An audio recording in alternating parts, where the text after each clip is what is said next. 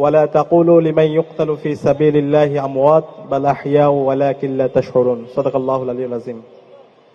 যারা আল্লাহর রাস্তায় লড়াই করতে গিয়ে জীবন উৎসর্গ করে, তোমরা তাদেরকে মৃত বলো না, বরং তারা জীবিত। তারা আল্লাহর পক্ষ থেকে রিজিক প্রাপ্ত হয়। আমরা আজকের শহীদ উসমান হাদি স্মৃতি বইমেলার শুরুতে শ্রদ্ধার সাথে স্মরণ করছি আমাদের সকলের প্রেরণার বাতিঘর, আগ্রাসনের বিরুদ্ধে, আধিপত্যবাদের বিরুদ্ধে কথা বলতে গিয়ে যিনি শহীদ হয়েছেন, শহীদ উসমান বিন হাদিকে। আল্লাহ পাক সুবহানাহু ওয়া তাআলা শহীদ উসমান হাদিকে জান্নাতুল ফেরদৌসের মেহমান হিসেবে কবুল করুক, আল্লাহুম্মা আমিন। শহীদ উসমান হাদি, তার বক্তৃতা, তার আলাপ, তার চিন্তা, তার মাঝে আমি আল্লামা দেলোয়ার হোসেন সাঈদী হুজুরের প্রতিচ্ছবি দেখতে পাই। আল্লামা দেলোয়ার হোসেন সাঈদীর বক্তৃতায় তিনি বলেছেন, বিড়ালের মতো 500 বছর বেঁচে থাকার দরকার নাই, সিংহের মতো 1 ঘন্টা বাঁচতে চাই। এবং আল্লামা দেলোয়ার হোসেন সাঈদী হুজুর যেভাবে ভারতীয় আধিপত্যবাদের বিরুদ্ধে, আগ্রাসনের বিরুদ্ধে, চাঁদাবাজের বিরুদ্ধে, টেন্ডারবাজের বিরুদ্ধে, দুর্নীতির বিরুদ্ধে, রাহাজানির বিরুদ্ধে ইনসাফের পক্ষে কথা বলতেন, ঠিক একইভাবে শহীদ উসমান হাদিকে আমরা দেখতে পেয়েছি। আমি যদি বলি, আমার ছোটবেলা বুঝ হওয়ার পর থেকে আমি যাকে দেখে অনেক পুলকিত হতাম, আমার সোর্স অফ ইন্সপিরেশন ছিল আল্লামা দেলোয়ার হোসেন সাঈদী হুজুর। এবং 13 সালে অসংখ্য আন্দোলন সংগ্রাম হয়েছে, 14 সালে তখন আমরা প্রতিনিয়ত রাজপথে যেতাম। আল্লামা দেলোয়ার হোসেন সাঈদী হুজুরকে খুনি হাসিনার যেই ভুয়া ট্রাইব্যুনাল আছে, সেই ট্রাইব্যুনালের অবৈধ রায়, সেটাকে আমরা তার কারাগার ভেঙে আল্লামা দেলোয়ার হোসেন সাঈদী হুজুরকে মুক্ত করে আমরা আবার তার তাফসির শুনবো, তার কথাগুলো শুনবো, তার ইনসাফের বাণীগুলো আমরা শুনবো। এবং সেই সময় রাজপথে নামতাম শহীদ হওয়ার জন্য। প্রয়োজনে আমরা জীবন উৎসর্গ করবো, কিন্তু আমাদের আল্লামা যেন আমাদের মাঝে ফিরে আসতে পারে। তো আল্লাহ তাআলা আমাদেরকে শহীদ হিসেবে কবুল করেননি। পরবর্তী দীর্ঘ লড়াই হয়েছে, আল্লাহ তাআলা আল্লামা দেলোয়ার হোসেন সাঈদী হুজুরকে নিয়ে গেল। কিন্তু এই যে হুজুরের যে লড়াই, যে সিলসিলা, এই অঞ্চলের মানুষের মুক্তির জন্য যে লড়াই ওনারা রাস্তা দেখে গিয়েছেন, সেই সিলসিলাতে আমরা জুলাই বিপ্লবে দেখতে পেয়েছি। জুলাই বিপ্লবের আবু সাঈদ, ওয়াসিম, শান্ত, আলী রায়হান প্রত্যেকেই এই আল্লামা দেলোয়ার হোসেন সাঈদী হুজুররা যে আধিপত্যবাদের বিরুদ্ধে, আগ্রাসনের বিরুদ্ধে যেভাবে তারা ভোকাল ছিল, ঠিক একইভাবে আমরা তাদের মধ্যে সেই আকাঙ্ক্ষা, সে প্রত্যাশা আমরা দেখতে পেয়েছি।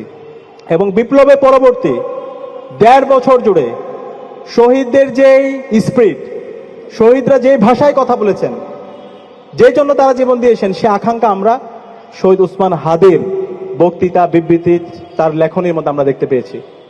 শহীদ উসমান হাদি শুধুমাত্র বক্তৃতা এবং বিবৃতির মধ্যে সীমাবদ্ধ ছিল না। আমরা যেটা হয়, আমরা যারা বাংলাদেশপন্থী রাজনীতি করি, সেটা আমাদের দুর্বলতা বলতে পারেন, অক্ষমতা বলতে পারেন। আমরা কথা বলি, কিন্তু কাজের মাধ্যমে আমরা নিজেদেরকে প্রমাণ করতে পারি না।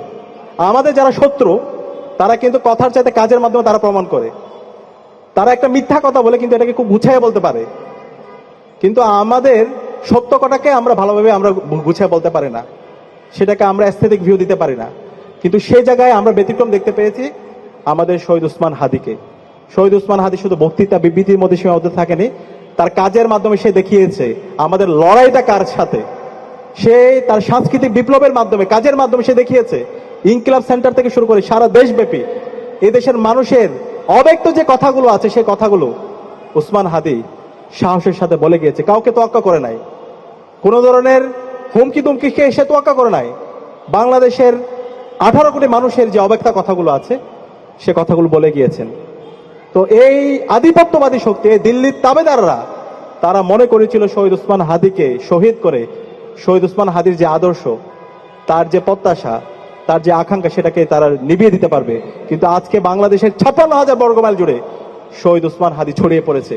আজকে বাংলাদেশের একদম শিশু থেকে শুরু করে বৃদ্ধ পর্যন্ত সর্বস্তরের মানুষরা তারা একসাথে বলছে, আমরা সবাই হাদি হব, যুগে যুগে লড়ে যাব, হাদি ভাইয়ের রক্ত বৃথা যেতে দেব না। এবং আমরা বলতে চাই, ইনশাআল্লাহ আমরা হাদি ভাইয়ের রক্ত বৃথা যেতে দিব না। ইনশাআল্লাহ হাদি ভাই যে জন্য জীবন দিয়েছে, একটা ইনসাফ ভিত্তিক বাংলাদেশ বিনির্মাণ না হওয়ার আগ পর্যন্ত আমরা আমাদের লড়াই সংগ্রাম জারি রাখবো ইনশাআল্লাহ। একই সাথে এই হাদিকে যারা হত্যা করেছে, যারা হাদিকে, শহীদ উসমান হাদিকে হত্যাযোগ্য করেছে, এই কালচারাল ফেসিস্ট চক্রকে আমরা বাংলাদেশে রাজনীতি করতে দিব না। তাদেরকে আমরা বিচার আওতায় নিয়ে আসবো। তাদের বিরুদ্ধে আমাদের সামাজিকভাবে আমাদের আন্দোলন গড়ে তুলতে হবে। এবং এই উসমান হাদিকে হত্যার সাথে রাষ্ট্রের একটা অংশ জড়িত আছে, তাদেরকে আমরা এই স্বাধীন বাংলাদেশে বিচার আওতায় নিয়ে আসবো। শহীদ উসমান হাদির বিচার এই স্বাধীন বাংলাদেশে আমরা নিশ্চিত করবো ইনশাআল্লাহ। আমরা রাজনৈতিক দলগুলোকে অনুরোধ করব, সামনে নির্বাচন আছে। আমরা যদি দেখতে পাই উসমান হাদির হত্যার বিচারের প্রশ্ন আপনারা যদি কেউ আপোষ করেন, বাংলাদেশে আপনাদেরকে আমরা রাজনীতি করতে দিব না। আপনারা যতই ক্ষমতাবান হন, আপনাদেরকে পরিষ্কার করতে হবে উসমান হাদির হত্যার বিচারের ব্যাপারে। উসমান হাদি ভাইয়ের হত্যার বিচারের ব্যাপারে কেউ যদি অসহযোগিতা করেন, কেউ যদি আপনারা এই ফেসিবাদী শক্তির সাথে আপোষ করেন, দিল্লির দাবিদারদের সাথে আপোষ করেন, কালচারাল ফেসিস্ট শক্তির সাথে আপোষ করেন, তাহলে আপনাদেরকে বাংলাদেশের ছাত্র জনতা আপনাদেরকে এই দেশে রাজনীতি করতে দিবে না। আমরা সবাইকে অনুরোধ করবো, এই উসমান হাদির বিচার এই স্বাধীন বাংলাদেশে হতে হবে। উসমান হাদির বিচার আমরা এই স্বাধীন বাংলাদেশে করবো ইনশাআল্লাহ।